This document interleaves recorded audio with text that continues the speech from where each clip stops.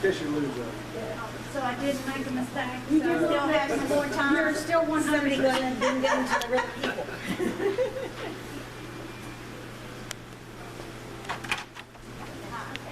How are you? Good. Are they out? Yes. What story was that?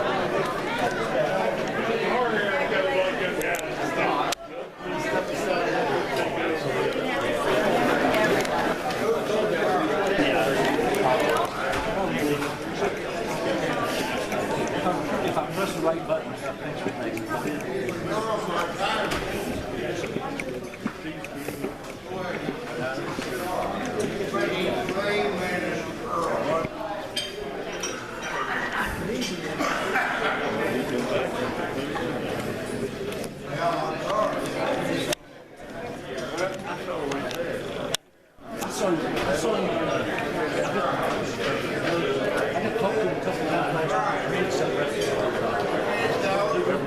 like to welcome everyone to the 17th Annual National Wrestling Hall of Fame Banquet, sponsored by the West Virginia chapter. This is a good day for wrestling in West Virginia. At this time, we would like for everyone to stand, and as we pay tribute to our flag of the Pledge of Allegiance, and please remain standing for the prayer. Thank you.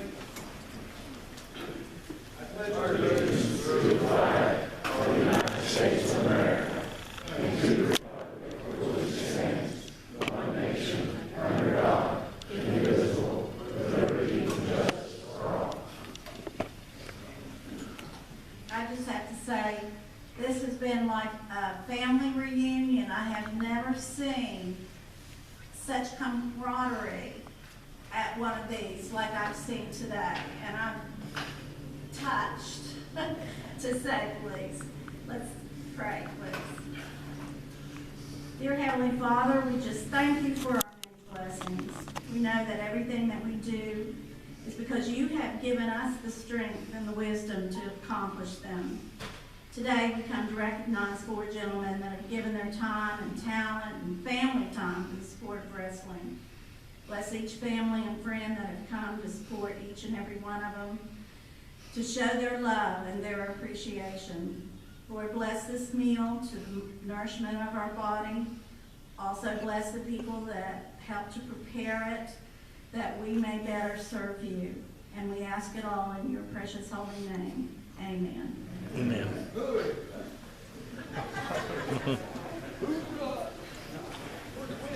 Okay, please be seated. The inductees this year and their spouses for dates, you may get in line for food at this time. The inductees and their dates this year.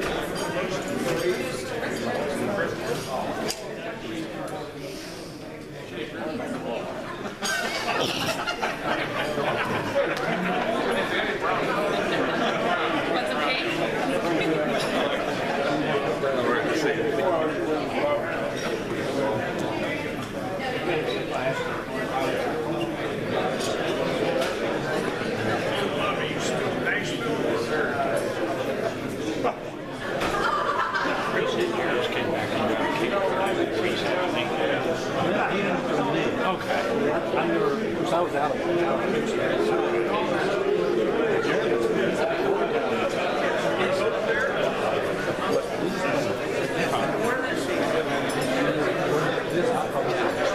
Okay, well, hold on just a second. We don't have all the things quite ready yet.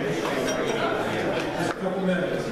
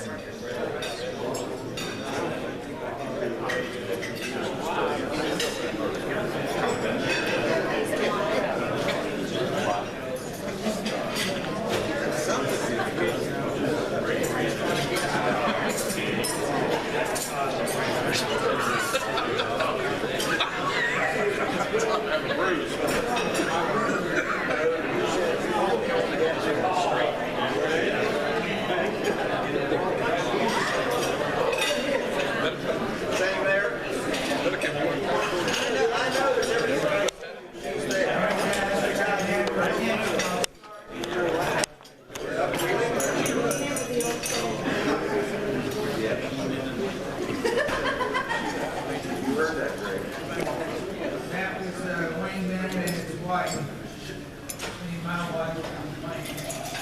You know some stuff about Mr. Welker and Mr. Keeney. So this is the 17th annual meeting. I've been the president all 17 years. If you guys see half the shit back there, please let me know. I don't like being impeached. But I do want to tell you that Mr. Warren has a plan to finance this banquet, so we'll probably get some money back. And I'm superintendent of Catholic schools. I'm not Catholic at the moment. I was too politically incorrect. So when she asked if I had a gun, I changed the topic. So in return, at Thanksgiving, it would make it that fall. You see me on Fox, you'll know it worked out. You see me on CNN, you know my ass. Lots of good stuff. That's not Monday. Thanks. Anyway, this is the 17th annual banquet. This is basically one of the lifetime achievements for those guys. Don't turn the mic up, I can't hear him. That's why it's not like, I think, somehow we're going to slide in here pretty soon, but so you know that this Hall of Fame is for lifetime achievement. And that means it's not a person that did it for 5 years or for 6 years or had great success or no success. And that's why you see so many old people talking to each other. And they, I think it's kind of like in the fraternity. If you went to the bathroom, you came back and you were president. And that's the same way this happened. And you're not supposed to like serve. I'm like the czar or something. But nobody else wants to do it. They know, I don't care. So this started. Mr. Welker called me and said, "You didn't come up to this meeting." And I left as president until crap. So he is responsible for starting it, and all the rest of us are responsible for keeping it going. He's a spin guy, just like you. I work in a prison. That's called it. Anyway, the people that are on board are Wayne Michaels, Wayne and Diane Bennett, George Keeney. George gets the place for us. Diane, Dr. Welker, and Dr. Miller. Please do not ask Mr. Welker to do surgery. Will you all stand up?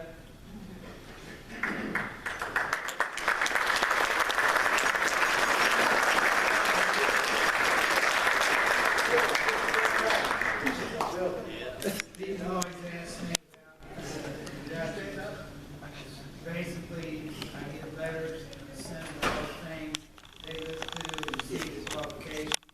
Sometimes I think last year we had about 9, this year about 5. So it's no grand decision. They just really make sure that people have the proper service. And we don't like to do people that are still doing what they're doing. Meaning that if someone is a coach now, we don't like to put them in. It's kind of like to be, you're supposed to, this is your last place to say something. So if you have somebody that you want to send it in, it's all on the internet, and we won't go there yet. But anyway, the Coach Association helps us do it. The WSCZ tournament, the OVAC tournament, and the state tournament, they're all involved in helping us with this. And Wayne and his wife do a great job of handling all the money. And that's basically what the situation is. So all the honorees have been, they do a background check. There have been a few that I thought might not come back right, Troy. But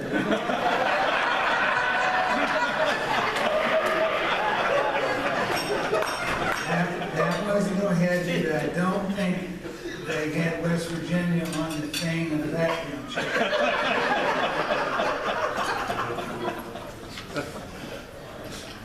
That's still the truth. Now we'll go further. So today, we have the greatest occasion conversation we have ever had, because Mrs. Miller told me that Doc did not remember since his stroke his speech. I said, we gotta repeat that one. Doc's greatest quote from that was, I really don't know why, but I was honored that wrestling people don't have much people that do things for them. They kind of suck hind tit. And Mary Lou went, oh, God. And so that went down in the archives as one of the best speeches yet. So she said, Doc says he doesn't remember the speech. So I said, I'll put him up there first and encourage him to be himself. So Doc, don't let me down.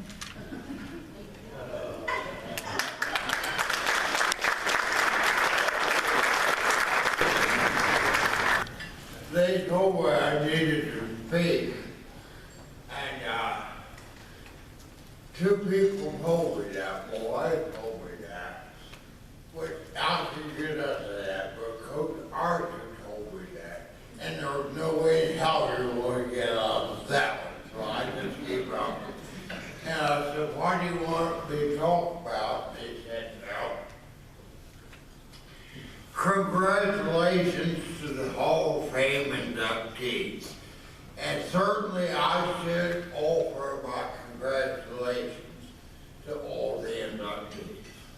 But also, to be honest, I need to extend to all of you my deepest condolences.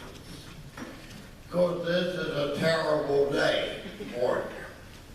Because this thing here is going to be over by now, right? And the whole thing backward is done.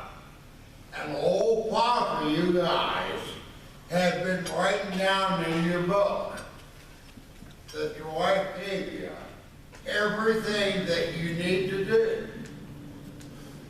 And it is, we'll do after banquet over. We'll do after banquet over. We'll do after banquet is finished. And I hate to tell you this, but banquet is over. And that list of 75 things you got in your pocket. 7 o'clock tomorrow morning, you're finished. So, my condolences. And they said that I could talk about myself. And I'm not going to, go on that. I'm getting better, I think. As many of you know, I did have a heart attack a couple of years ago. And as you may know that actually my heart stopped and the EMS came by in the house at 11 o'clock. Mary Kay was in charge, so took care of the problem. And they stopped me about 4 or 5 times. And, and 5 weeks later I'm home, And, I don't know, you probably all had tonsillitis or, the flu, but I don't think any of you all have ever died yet. And if you do, it's a hell of a thing to go over. But I got over that.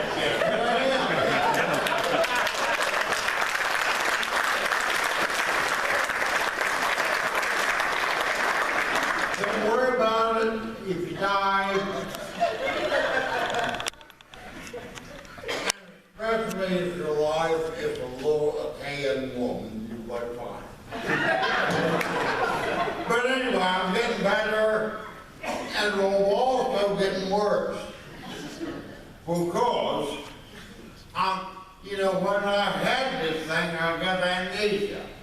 And we've all seen 50 movies about somebody that gets amnesia. And 2 years later, the memory comes back. I'm honest to God, you're but that happened today. And all of a sudden, my memory in the last couple of months is starting to come back. And now I can remember, you know, things that I couldn't remember before. And now I can remember there's about 50 or 60 things on my list that I need to get done. And it wasn't like that yesterday. Now, Coach Earl told me I had to talk, but the most important thing was keep it under 5 minutes. And my time's about up. So I'm here to summarize things for you. Congratulations to the inductees. My condolences to the inductees. I'm getting better and I'm getting worse. And I can't take any questions because my time is up. Thank you.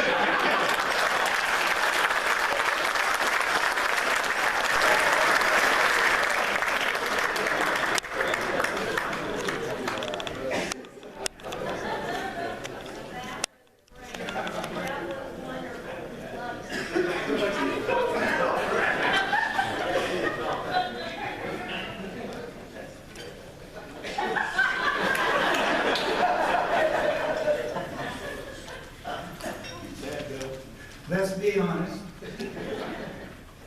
I like doing a little nuts.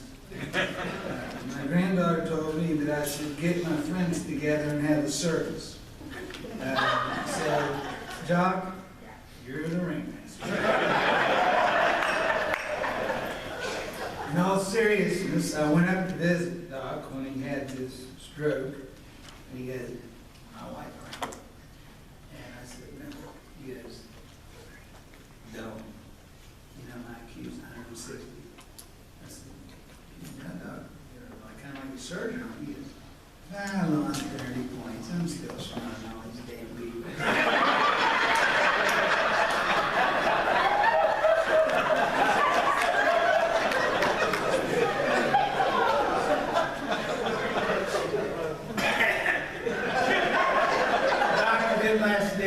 And I can't tell you what West Virginia would do without the website.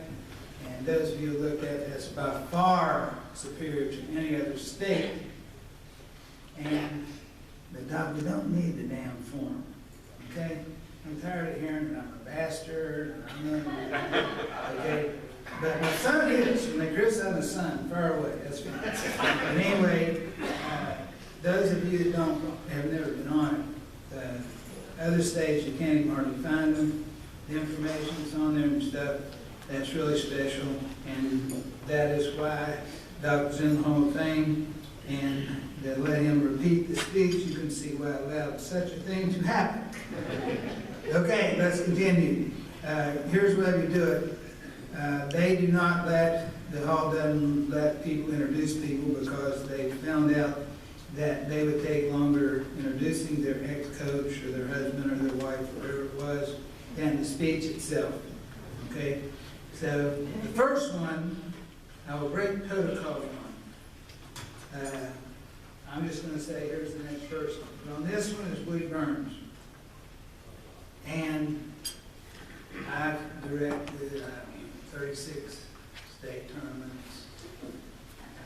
And when I got on the web, and Woody was involved in a match that now has become infamous, and all the stuff they said about him on there is a bunch of shit. But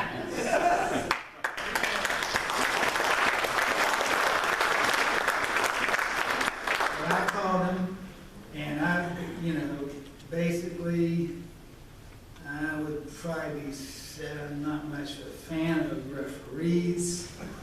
And I always tell them, it gets good if you get a few technicals on. I say, you know, we do this all week without you guys. Wrestling practice, no problem, everything. But basically, some, I don't want to say friends, that would be fishing, but not a lot of them, and most of them just want a way to be involved with wrestling. And a lot of them are just like me. Nobody know me, anything about me. I've been some Creek teacher somewhere if it wasn't for wrestling. And when I do stuff, I realized that my baseball team, I tried out for basketball, another ill-fated decision in my career. So they said, why don't you come out for wrestling? That was November 11th, 1971. I never missed a practice. Huntington High. I never missed a practice at Huntington. Got me mixed up. Marsh University. I never missed a practice coaching since that day. Because I knew if anybody else did better, because I wasn't exactly the giant. So almost everybody thinks they're kind of special, except when you come here and you listen to everybody else tell their story. And that's the point of this. There's nobody that comes in and says, I'm 31, and coached for a couple of years, officiated 1 year, and that's it. Everybody has something to say, and they, outside of probably picking their wife, they go, I don't know what I've done with wrestling. And I know that's good for me. So, Woody Burns is one of the best people we ever had in wrestling in Virginia. And those stupid asses that get on there and say stuff about somebody, they probably have never been out there. They probably never officiated. They probably never did anything that matters. And that's what it goes. But there's a lot of things wrong with technology, and they're going to find out later that Twitter and all these people that not have no qualifications say stuff. I had to quit reading for a while because they said, you always think you know the rules. Yeah, I made 70% of the rules to run a state tournament. And those of you who saw the recent conflict on there, when I tell them what the rule is, all of a sudden the conflict stops. And I'm just do that because I'm old. If you direct a state tournament, you make a lot of rules and do stuff. And sometimes that too, somebody should embarrass you. One they did about my heart attack. And those of you that follow it know they went about 25 posts talking about seeing the first two. Who do you think called me 2 weeks ago? Mr. Dolan. Bill, we decided to wait a year on that. Really? Really? So I sent the doctor. The doctor said, I ain't putting it on there. I said, why not? That just caused more controversy. I said, I like fighting.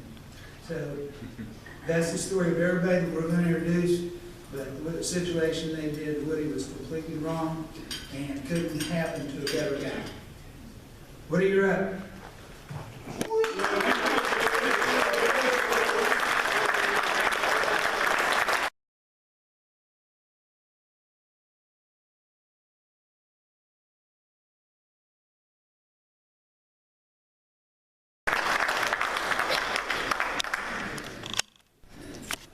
Thank you, Coach Archer, for a wonderful introduction. And I'm glad somebody spoke up on me a little bit, because I don't do the internet or any of that stuff, so, and now I'm a nervous damn wreck. I'm not much of a speech giver or anything else. I want to thank everybody for coming. I'd like to thank Paul Jackson, a good friend of mine, for nominating me for this wonderful, wonderful honor here. And I couldn't ask for anything more than to be up here right now and be honored by all these coaches and referees, and especially on the dumbasses back there. I've been around this sport for a lot of years. I started wrestling Pee-wee, then I wrestled in junior high. Then I went to high school and got the best, in my opinion, got to wrestle for the best coach ever, Coach Rollo. Next to my dad, that's probably the guy I have the most respect for and admiration for anybody, and he was a pleasure to wrestle for. After high school, I did a little coaching, that's Pee-wee level. Then I turned to refereeing, which I really, after I got to do it, really loved it. And Burton Rogers is the one that kind of took me under his wing. I don't know if a lot of people remember Burton, big old guy. And so I had to learn how to referee because I couldn't intimidate people like he did because he was this tall and this wide, you know. So he kind of helped out for that. So, and I guess a little bit I like for coaches and fans to realize that without a referee, there ain't no matches and there ain't no tournaments and there ain't no state tournaments. So without us, yeah, we do make some mistakes every once in a while, but we're human too, and we really do want the right wrestler to win. I've never met a referee that would want anything different. I guess that's back to Coach Oldham. For the 3 years I wrestled for Coach Oldham, I never once seen him go to the table to question the referee's call, not once. His thing to us, to all the wrestlers, was don't make it close enough a referee's decision is going to decide. I mean, that's the kind of coach he was as far as that goes. I know Paul told the story, and I hate that I wasn't here for his deal, but he had told the story about the Region 1 tournament at PHS, you know, and it was, he's right. My dad didn't talk to him for 3 or 4 weeks. I think it was more like that, but at the end of the day, me and Paul shook hands, and we're still friends, and we're friends to this day. But I'm going to tell the beginning of that story too. I got there in a Region 1 tournament at PHS, the place was packed, and I told Bill Welker and Ray Marling, I said, you know, we have 3 referees, 3 matches. There's one match in this whole regional I don't want to do. It's Butcher from PHS and Smith from South. So here we go out, start the tournament. Who comes to my match, the first match of the day? Butcher and Smith. So, and it turned into a hell of a match, and a call that I made, I don't know. Butcher won that match, and in the state finals, it was reversed. So, thank God I could still live in Parkersburg South.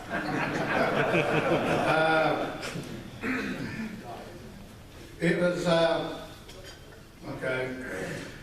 I said I wasn't very good at this. I'd just like to thank everybody for coming today. I'd like to thank all my referee buddies. I mean, there ain't too many places in this state I couldn't go and have a place to stay overnight or somebody buy me a meal or anything. I mean, they're all a bunch of good guys, you know, as far as that goes. And I just want to tell one last little story. I was doing the South PHS dual match. And back in them days, it was, you know, a hell of a battle. I mean, the place at PHS would be packed, or South would be packed. I mean, you're talking 500, 600, 700 people. And I'm doing the match, and Joe Hanlon stops the match, comes out there, and I'm thinking, oh my God, you know, hell, this is going pretty good. What have I done? And Joe Hanlon comes out there, and I said, Coach, what's up? He said, don't you just love it? And the South people were going nuts. I mean, going nuts.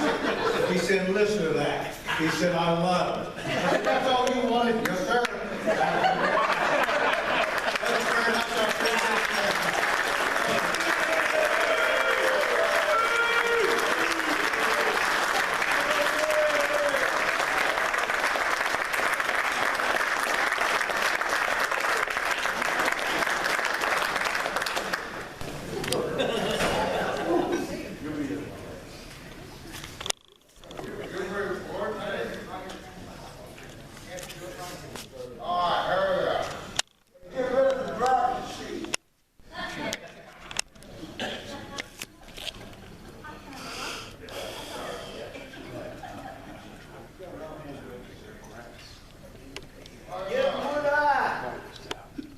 Thank you very much. I appreciate it.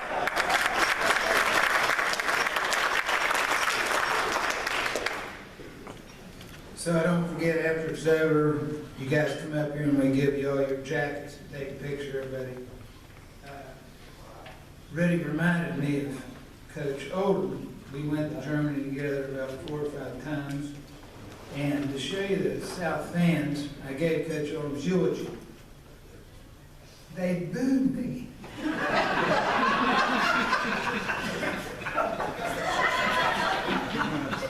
I said, I have this Coach Oldham's eulogy I'm giving. They're going, boo, go back home, Archer. I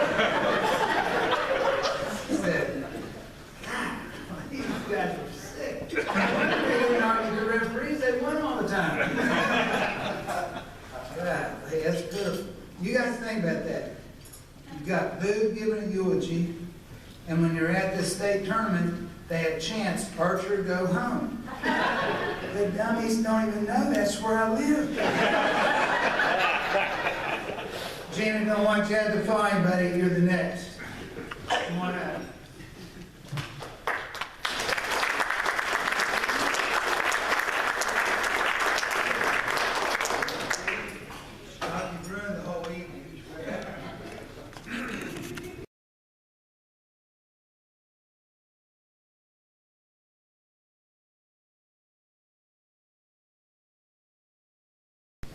I guess they weren't going by size.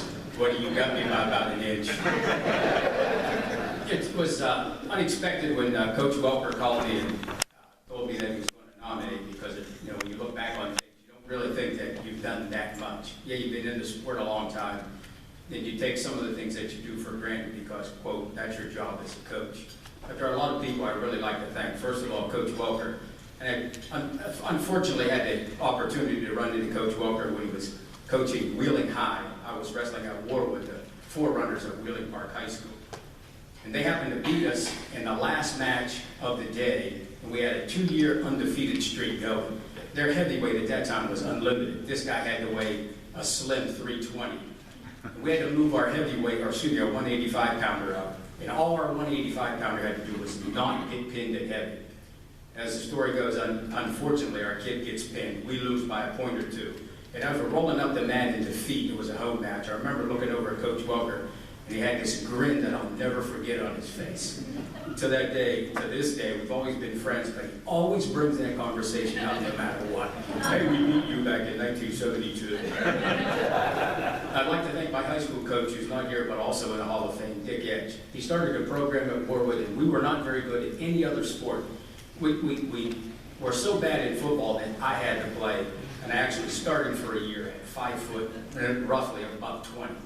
And we weren't very good at basketball as well, but for whatever reason, wrestling took off, and the program got real good real fast, and I appreciate that.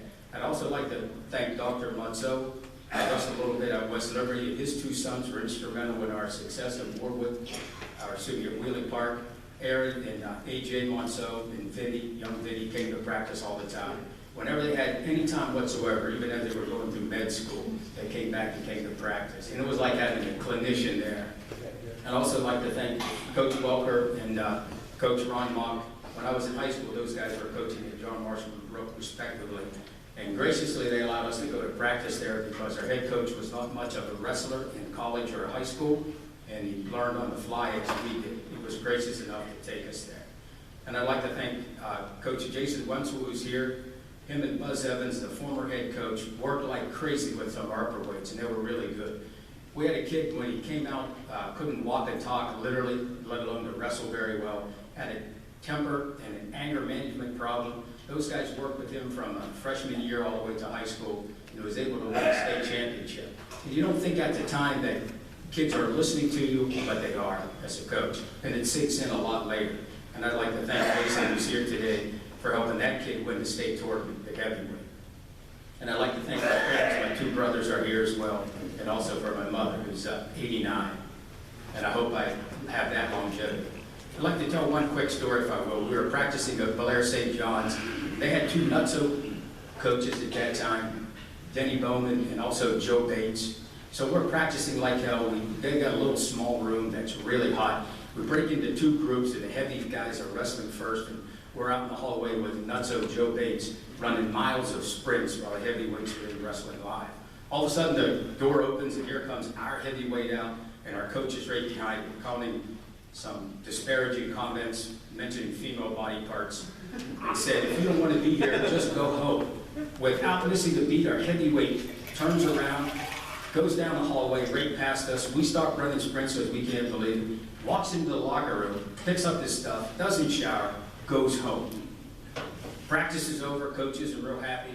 So, okay, said, all right, we're going back to Warwood, get in the cars. So we get in the car, we're on our way back there. And all of a sudden we get out, we're standing in front of Coach Edge's car. And he says, I told you guys, get in the car, go home. So I'm too shy, too small, too nervous, because our coach is about 6'3", 240.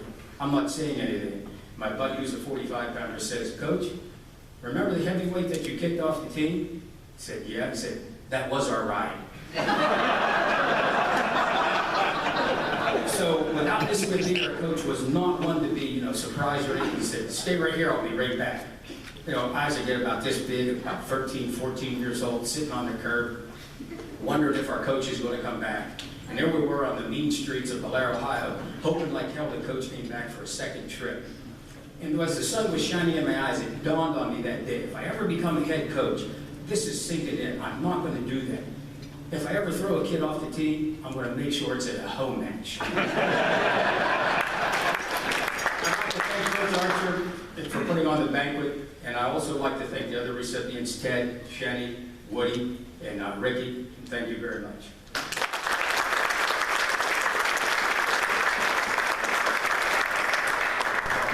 Here's the extra small jacket.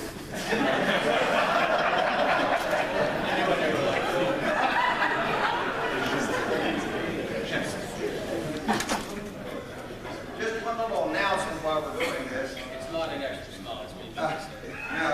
You know, Gene is a graduate of West Liberty State College, of course, I'm a graduate of Fairmont State College. FYI, Fairmont Falcons put it on the Hilltoppers 35-7.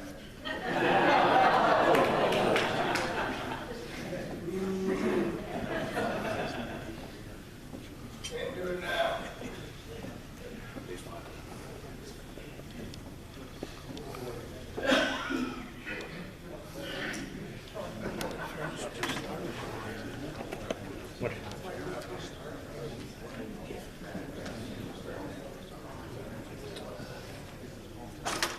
This is about the time I tell everybody that's in the Wrestling Hall of Fame to stand up. Coach Michael reminded me, so anybody that's in the Hall of Fame, please stand up.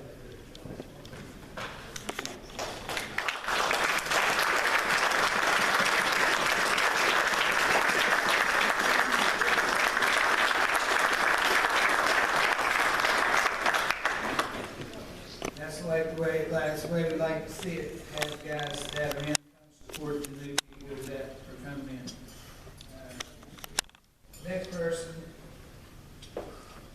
anybody that had to have Bill Welker as a father, dear God. What? Well, I'd kind of like to forget Scheny altogether. But how long do I order? And I'm upsetting everybody. I can say the same thing. Anyway, coming from the regionals, and the fund has 4,000 calls. It's Bill Welker, it's the WSAC, and the first one picked up is Scheny. Call me, man. Okay, so I know Sheny's done something. Scheny said, what happened? I said, what happened? He said, well, they're saying that we had our guy lose on purpose, and then we went down and beat the South guy. So what's your question? I don't want to know if it's moral. Is it legal? I said, yeah, it's legal. You're sure? So Bill calls up, he has his thing, Mr. Jones said, Bill, you can't do that. And I said, you can't tell a kid he has to wrestle. Yes, sir. So Wednesday that week, I'm in the courthouse. And the South people are all there with their jackets and hats and raising hell. And I was going to have to tell them what he did is legal. You can't you dislocate his shoulder, can't wrestle in the first round, he gets relocated or whatever would cause a guy to knock you out the first time. Then they're not out of the whole tournament. That's the rules. So they decided before I had to go up there in front and say in front of that South people that that's legal. That's the way it is. So basically, I'm going to introduce Scheny by saying that's the last time I've been in court.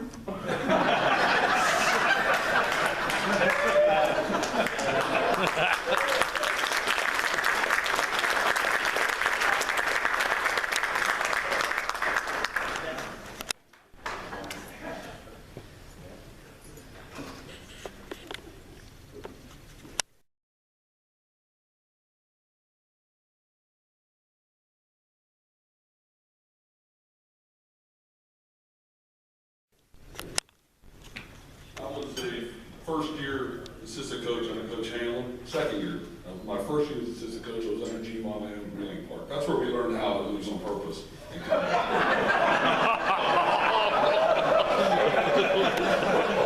It wasn't Gino though.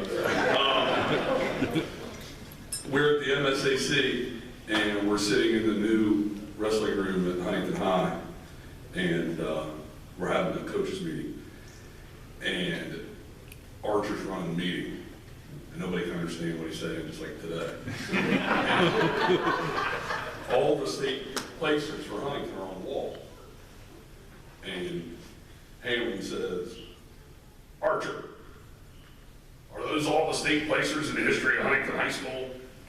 And he said, yeah, Joe. He said, that's how you win state championships. Not by only the state championship you only put on your wall. It's by all the state placers. And Hammond says, how the hell would you know?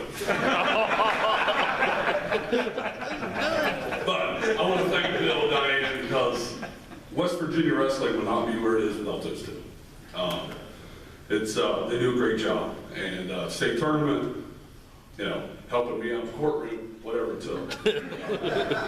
Bill and Diane are very important to our state, very important to our sport. And without the people like Bill and Diane, we probably wouldn't be in here today.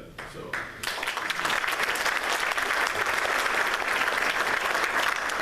Also want to thank Doc. I just told my wife back there. My wife fortunately didn't know me when I was a coach, or she probably wouldn't marry me. But I was telling her about the website. She asked me who Dr. Miller was, and right before you came up here, I said it's the best website in the country, and it really is. And Doc, same thing. Without you doing that, who knows where it would be as a state? So, round of applause to you too. I've got a story about every one of these inductees because I've had something to do with one of them. So all of them at some point. We finished third in regional tournament, Region 1. As assistant coach, was at John Marshall. They beat us by 1 point. They didn't beat us. They got second. We got third. Handel went back and redid the numbers, and we were looking at it, going to scoring and all that stuff. He said, "Oh, we got second." And he said, "Oh, yeah, we did." So we called Mr. Coach Duke and said, "Hey, listen, we agreed to this." He did. He looked at the numbers. He said, "Yeah, you're right. You guys didn't get second. We'll bring you the plaque down to state tournament." All right, so we're standing there. Zervous walks up and hands him the second place plaque, and throws it in the trash. We walk away. Zervous stood there, looked at him like, "You gotta be kidding." The Welker, I know Ricky Welker for years. I used to hang out with his dad at Harbor Lakes when I was in Wheeling Park with Gino and those guys. First time I ever had French fries and gravy on it. Marlene was there too. Woody, we're over at South, we're lining up. McCartney's got his team, I got my team. We're the best two teams in the state. It's going to be a dandy. The place is already full. It's like 5 o'clock. One of South's better wrestlers comes up the way, and he's got a ringworm on his neck about this big. I'm standing there, and I said, "What's that on his neck?" And McCartney starts shuffling. He didn't know what to say, didn't know what to do. I said, "What's that on his neck, Woody?" Woody goes, "Well, it's not ringworm." I said, "Where the hell did you go to dermatology?" The kid wrestler. Woody was a great official. Woody ref a lot of PHS South matches. Never one time in my life did I ever think he was going to lean one way or the other. And he would not have, I accused him of it a lot of times to his face, but we're good friends, and we always have been. And he always did a good job. So my first out of West Liberty, Gino hires me as assistant coach. I'm living in a little apartment down in Triadelphia, and I get kicked out for some reason. I don't remember why, but they kicked me out. I got to be out by like midnight. Remember this, Gino? You remember this, Gino? So Schaefer and Gino come down with a truck. They're going to help me move out. This is how little this apartment was. I'm not kidding you. So I'm all pissed off. I'm going back and forth, getting mouthing off about the landlord and everything else. Gino walks in, reaches up into the ceiling fan, and takes all the light bulbs out. He was not on a ladder. That is how small this apartment was. I walked around the corner and I saw him doing this, and I thought, I didn't realize how low that damn ceiling was. But anyway, Gino, thank you for getting started.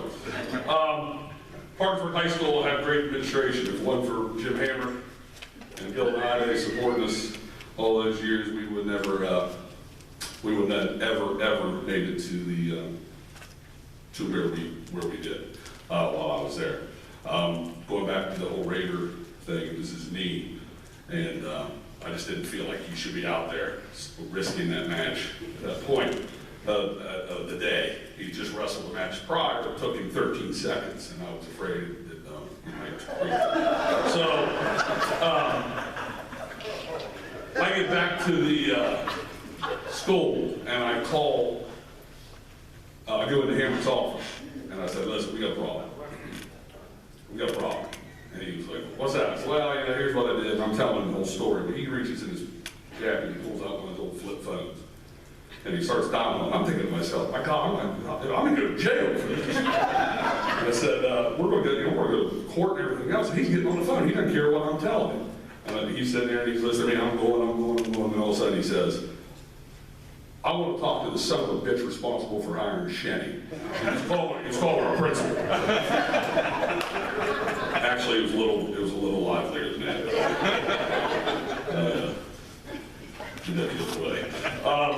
So, as a little kid, I always wanted to be a coach. I was very fortunate to grow up in Parksburg High School. You know, when I was a kid, I was about 6 years old. We had the German team over, and we had German kids staying with us, and they were wrestling. Our kid, my brother was on the USA team, and my brother Scott. And my mom was so worried about getting the German kid who was staying with us back home that I was 6 years old, and she loaded up the car. She took all my brothers and sisters, 5 of us.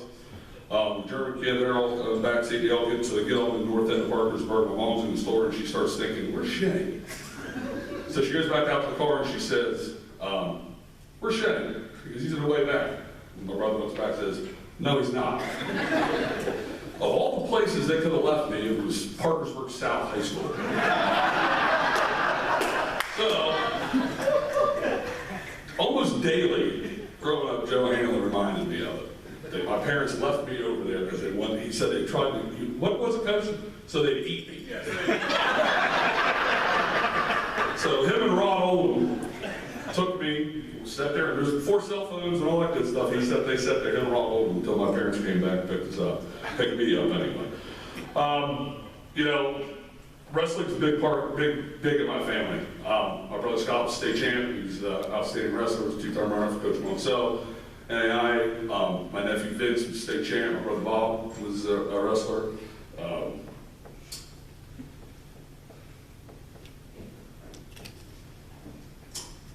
I was a wrestler.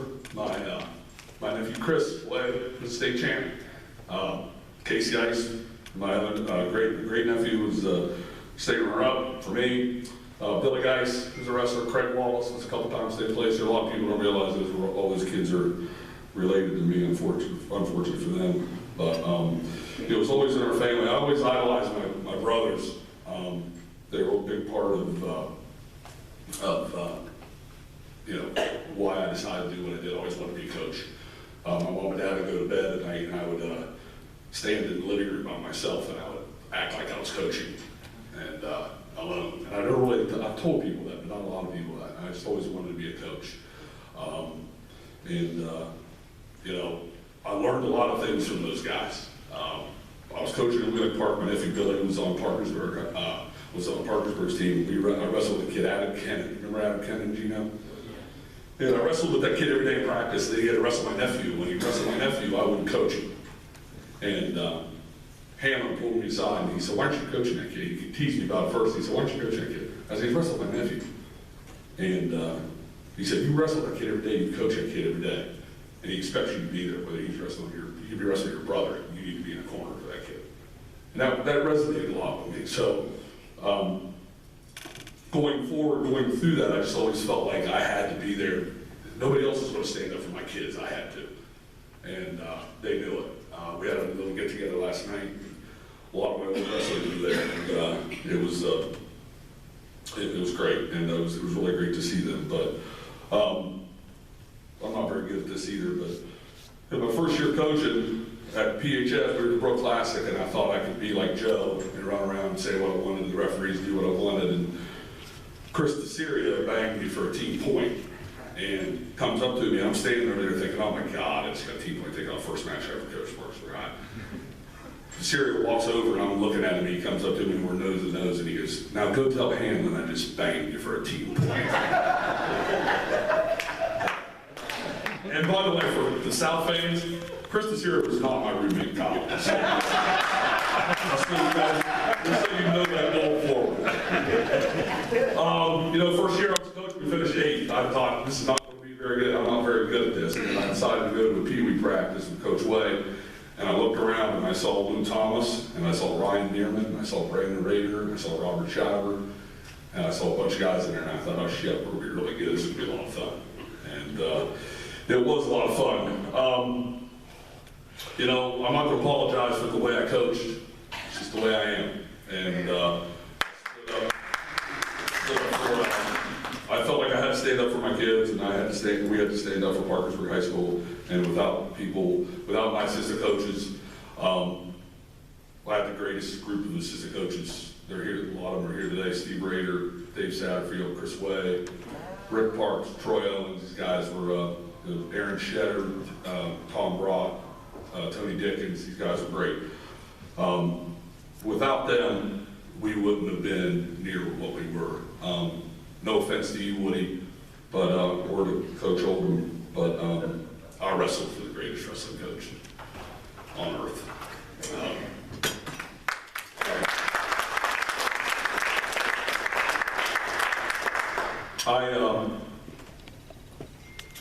Wrestling's been a lot to me, and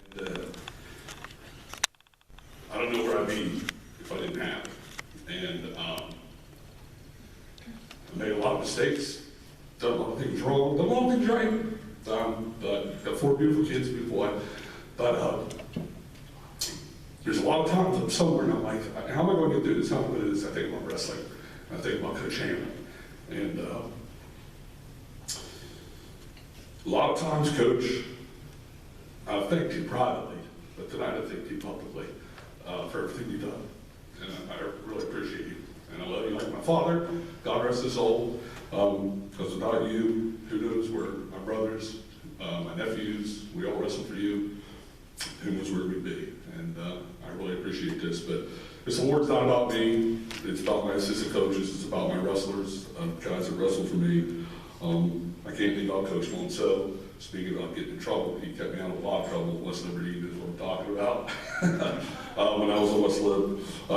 But, you know, again, I'm sorry I'm long-winded. It's the only time we get to do this. And I'm from Florida. I came a long way. So I appreciate all of you in here. And like I said, I think I skipped over a few things I want to talk about, but enough stories. And thank you. And again, thank you to Bill and Diane for everything you do for the state of West Virginia. And that's it.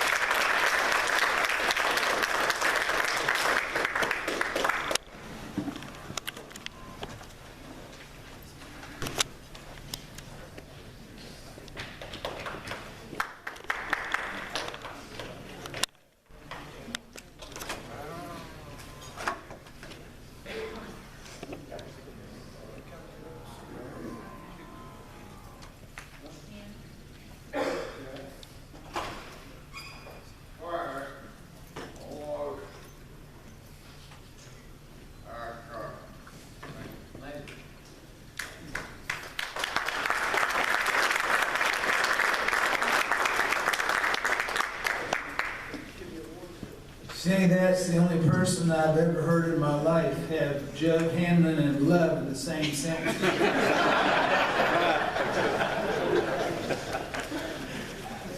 Okay, screwed up this one before, we'll try again. I won't say the same thing. I'm sure Mr. Welker, Mr. Richard Welker, is very proud of his father, at least sometime during his life. Mr. Welker, come on up.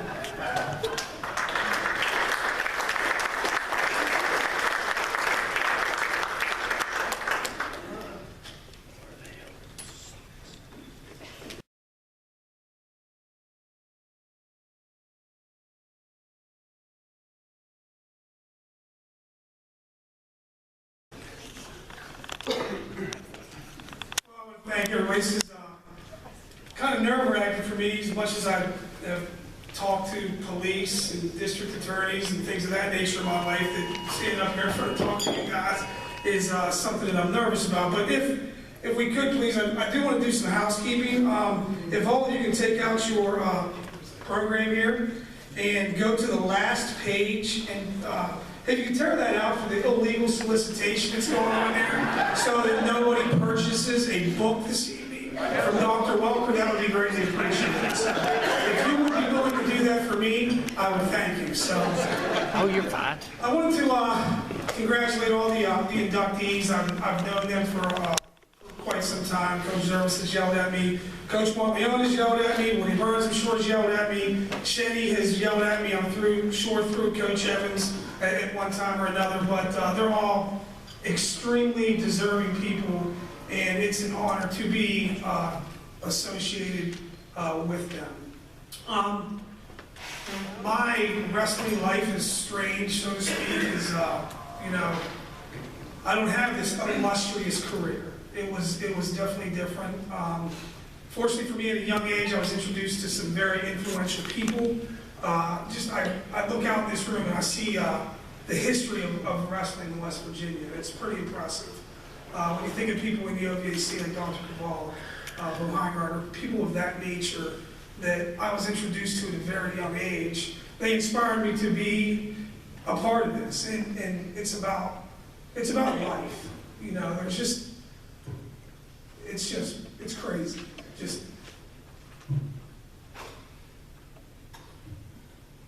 Sorry. How it's helped me get through recovery. But this sport's just been there for me during those times.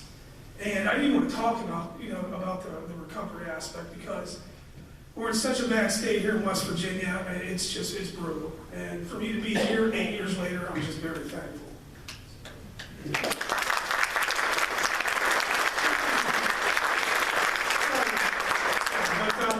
I did want to thank some people for coming. Robin and Hal Miller came. Scott Jackson, who been my best friend since I can't remember when. I've been to both my weddings. That was a good thing. So, he was in both of them. When I came up here, Hal asked me, he's like, "Hey, what are you going to say? Are you prepared to? Have you prepared a speech? Or are you just gonna wing it? Like you did your wedding vows?" I said, "Well, I'm gonna wing it." I said, "But I feel a little bit more prepared for this because it just seems like it means a little bit more to me than the wedding." So I thought we shall leave the best. But it is important to me. Don't get me wrong. I don't have a lot of stories to tell like some of these guys do. But what I would like to ask is just for some support. West Virginia is going in some great directions when it comes to wrestling. And we are getting kids ranked nationally in high school, and that's amazing. But we need to really continue to support our youth wrestlers. I have a youth wrestler, and I go out there and I watch how good these kids are and how committed they are. But they need us to recognize that what they're doing is important. So when we're talking to a youth wrestler, or we're talking to a youth wrestler's parents, I think sometimes we need to catch ourselves and not say, "Well, listen, it's only youth wrestling." Well, he's only 10 years old. Who's he supposed to wrestle? Because what that does is it negates what they're doing, the effort that they're putting in. Because when they lose a close match, it hurts just like when an unfortunate wrestler that had to wrestle Brandon Rader at Region 20, that hurt too. There's no difference. It still hurts. But when we do those things, we take away from what they're trying to become.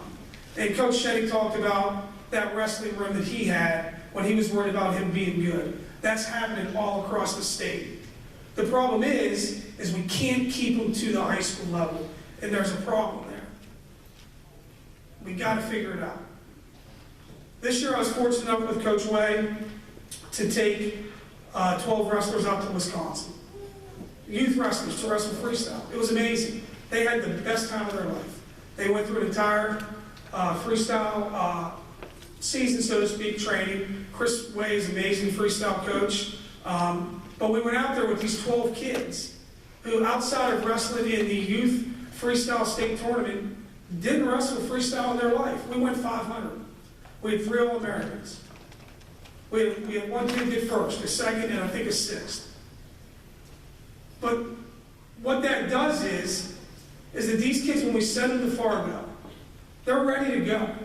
When college coaches start to look at them, it's different. Because West Virginia wrestling just became relevant because of what we do for the youth kids. Great example of that is the state of Georgia, the state of Florida.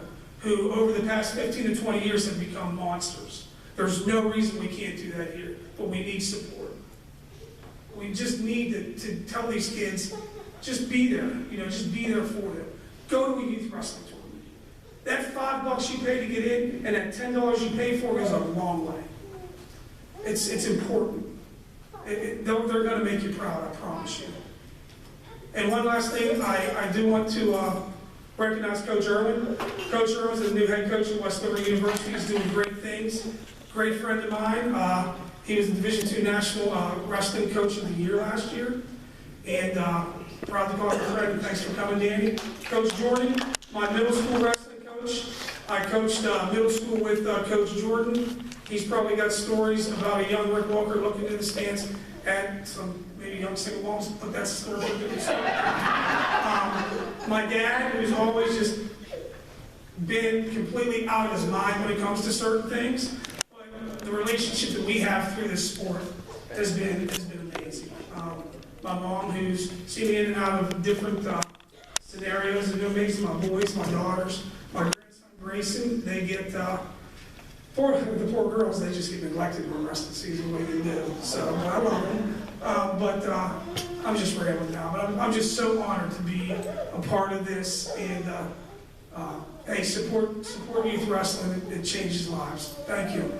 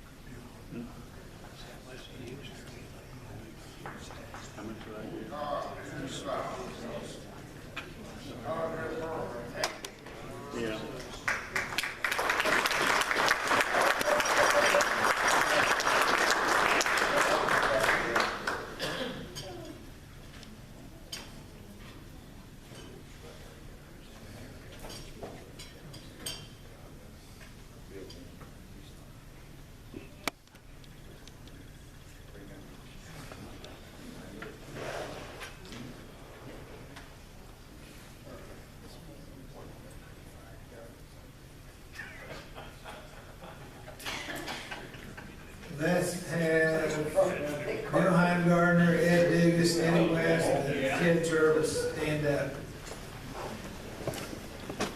That right there might be about 15 years.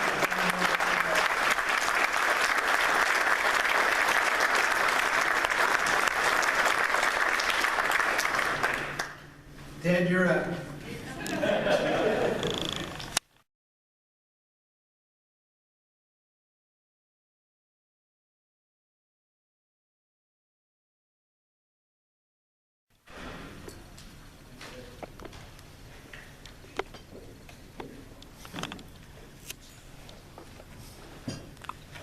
I don't think it was an accident that they put the officials as far away from me as possible.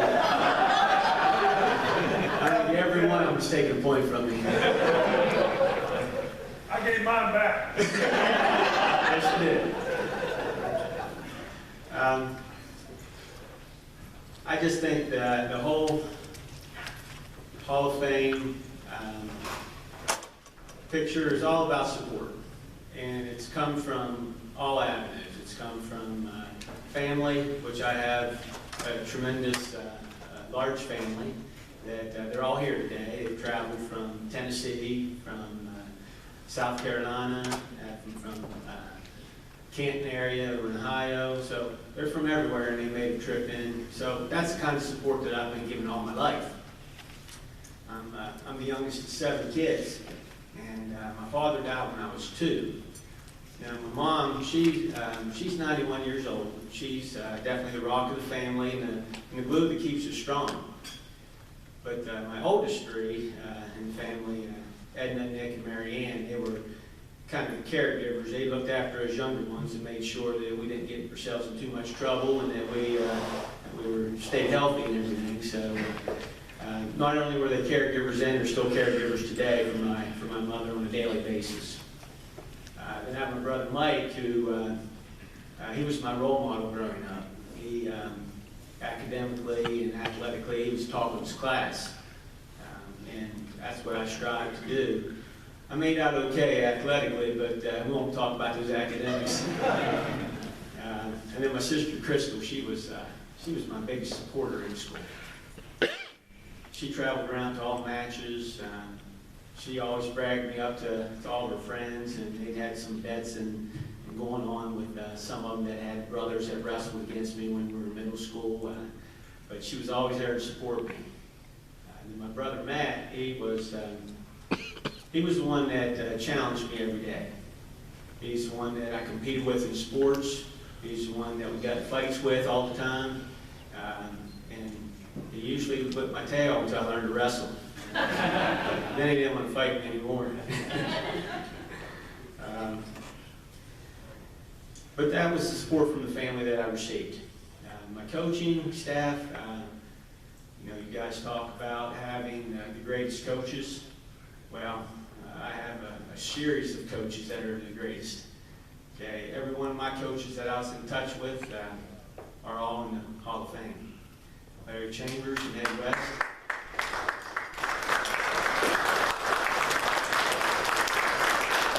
They're my junior high coaches, and the two of them could have been high school coaches right from the start. But John Marshall was a traditional strong power that it was because of people like Larry Chambers coaching the junior high. Those kids came up as sophomores ready to win state championships right from the start. Then going off to high school and getting together with Coach Bill Heingartner and Coach Ed Dugas, I was definitely in great hands. I know there were many days when Coach Dugas was pretty tough on us, and Coach Heingartner would kind of smooth everything out by the end of the day. That happened a lot to me. But both of them did a tremendous job in the support that they gave all through. It helped me not only become a great wrestler, and I was Coach Heingartner's last state champion before he retired. But it also made me become the coach that I felt that I did become. And I took their advice seriously. When I was about to get married, Coach Dugas had told me, he said, "Hey, if you want a long-lasting career in coaching, if you want to stay married for a long time, then you need to make sure that you get that wife involved in wrestling." He said, "You probably have to trick her many times, but you got to get her involved." And I must have did a pretty good job of fooling her, because she headed up fundraisers, worked concession stands, ran hospitality rooms. She washed the kids' uniforms after every match. And in the meantime, she made sure I had a hot meal every time I came home. So my wife, Scheny, has done an incredible job of being a great wrestling supporter and a wonderful wife to me, and a wonderful mother to my two daughters.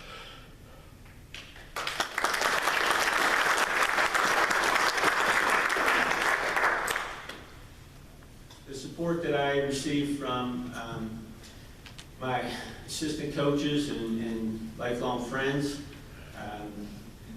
like Bob Wilson, Paul Simmons, Roger Simmons, Dave Simmons, Peyton Morris, Nathan Scripeck, and our new head coach at John Marshall, Ryan Asbury. Those guys, they are the backbone of what John Marshall is now and what it is to become.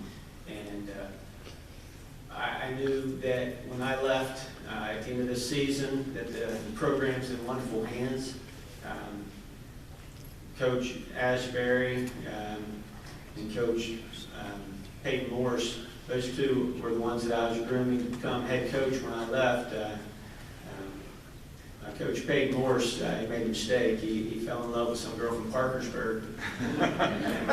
So he moved away. So by default, Coach Ashbury's the one that stepped up and took the reins. And you'll see John Marshall's going to remain very competitive and a traditional strong power.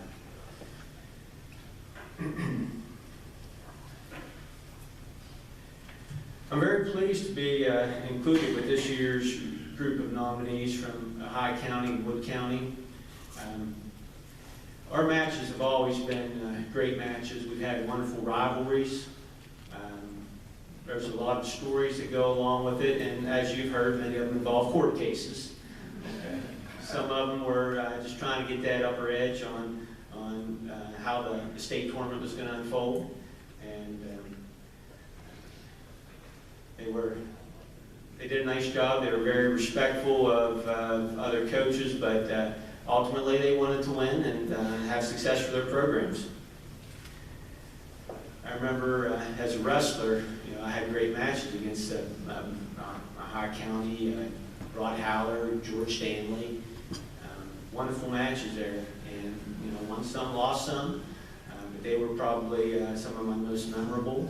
From Parkersburg, we had Chris Rudder, another very good wrestler that was one that I won to and lost also. But they were competitive as a wrestler, as a coach, and even as a wrestler, some of the Wheeling Park guys and I were still great friends. And Bill Welker. Bill officiated one of my matches when I was a wrestler, and the only time I ever got pinned in high school, Bill Welker was officiating that match. And I was actually pinning the other guy, and he called a defensive pin on me, and I stood up to get my hand raised, and he raised the other guy's hand, and I asked Coach Heingartner after that, why would we ever get a Wheeling Park guy to do a John Marshall home meet?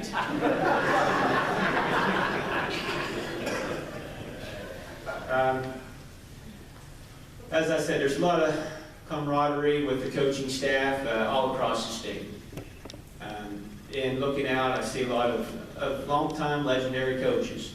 And I remember my first year of coaching, we have a dual meet with Huntington at home.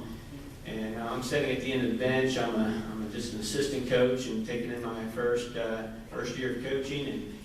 And this guy comes over and sits beside me, and he starts singing as loud as he can, Roxanne by the Police. And I look over, and Coach Archer is just laughing his butt off. He sent George, his manager, over to sing.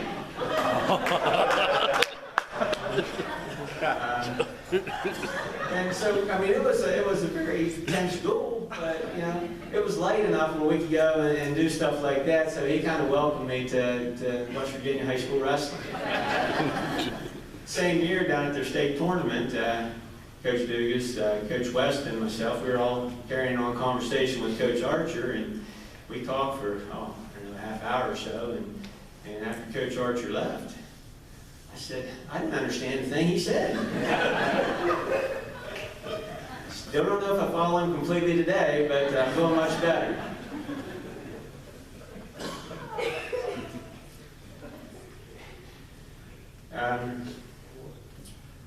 Coach Heingartner, Coach Dugas would always tell me, or tell the team, not to fraternize with the enemy. It's always their words. Don't fraternize with the enemy. They always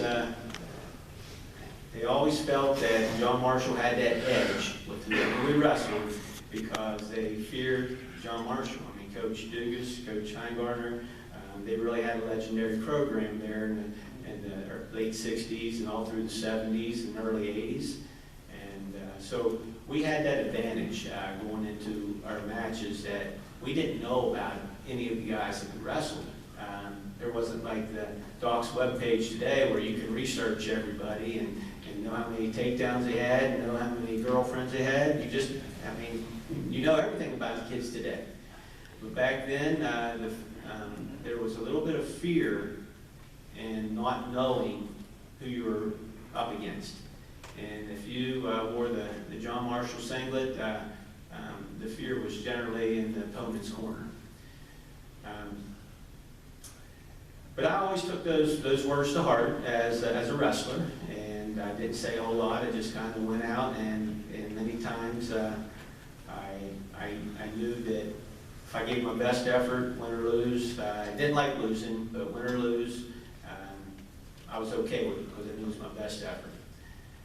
Sometimes I didn't have my best effort out there, but typically I always showed up to wrestle.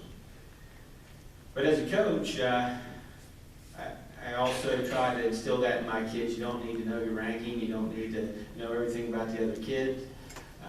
And I try to pass that message on, not to fraternize with the enemy. Because if you do, sometimes you get some little pieces of information that come in pretty useful.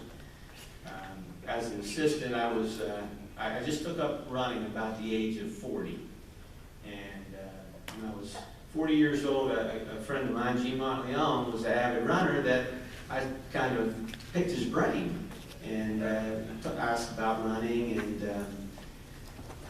told him I was going to enter this Albany run up in Wheeling's half marathon, and he said I run it every year, and he told me about it, and he told me what to look for on the course, and he said around the 11th mile there's a nasty hill, and he said that hill, it always gets me.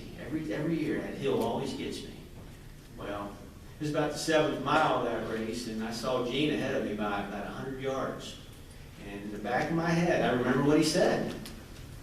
He said that hill gets him at the 11th mile, so I just stayed behind him until I got to that hill. And then when I got to that hill, and I kicked it in, and I'm wearing my John Marshall shirt, he's wearing his Wheeling Park shirt. He just loved beating Wheeling Park at anything. But that's what the message was, fraternizing with the enemy. Sometimes they give a little bit too much information. I'd like to thank the nomination committee and the board members for their support also. It's great to be included in such a respected, lifelong group of supporters of wrestling. We have lifelong supporters of the John Marshall Wrestling Program here also. Back when Coach Heimgartner was heading it up, we had people like Sam Sadowski, Bill Foster, and Jeff Beck. Those guys have been around forever to support John Marshall Wrestling, and they're here today. So when we talk about 4 coaches over 50 years, we get the same fans 50 years later. So it's been a wonderful ride. The support has always been there from start to finish, and I hope that I've been able to give back at least a fraction of what this support system has given me. My family, my coaches, friends, because it's always been there, and I know I've learned a lot with the discipline that I've learned through wrestling, and I see that being passed on to my own children. Okay, I have 2 beautiful daughters that are very great students in school, and they're also wonderful athletes. My daughter Zara is a junior in high school, and my daughter Zoe, unfortunately, she's in my classroom in 5th grade. Okay. But just thank you for the nomination, for getting into this group of legendary wrestling supporters, and congratulations to all those guys that went in with me. Thank you.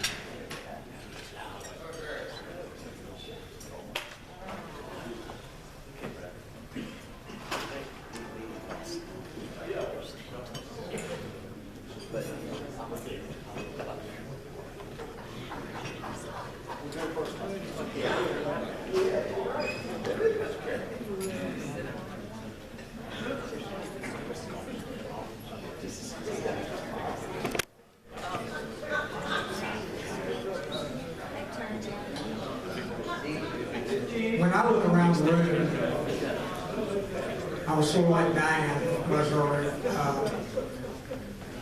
We had a lot of people come back this year, and our committee really appreciates the fact that you guys come back, and we hope you come back every single year. The 5 inductees that went in are so worthy, and they're good people. As we go home, I'd like to say an invocation so that we have safe passage. Let's pray. Thank you, Lord, for these 5 individuals, these 5 men, these 5 coaches, these 5 officials, these 5 great people who molded our youth in different areas of the state, who allowed us to function as a group, who allowed us to do all the things in your honor as we travel and they travel back home along with their families. Keep us all safe and allow us to do all things in your name and for your honor. In God's name we pray. Amen. The 5 inductees, would you please come up here to the front? Jessica, can you hear me? I'm ready to leave. Okay, I'll be down in about 15 minutes. All right, thanks.